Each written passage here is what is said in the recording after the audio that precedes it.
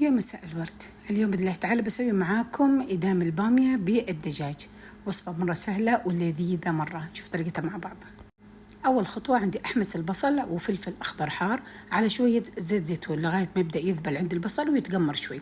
بعد كذا أنزل عليها قطع الدجاج وأبدأ أحمسهم وتاخد من تتبيلة البصل.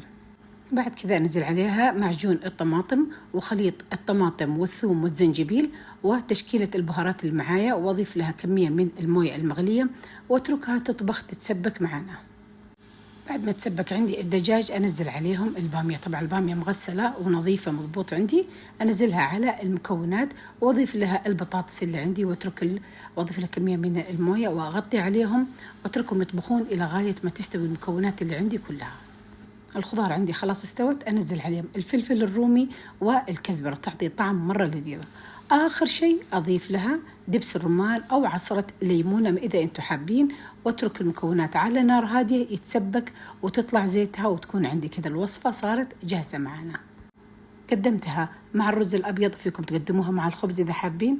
هني وعافية.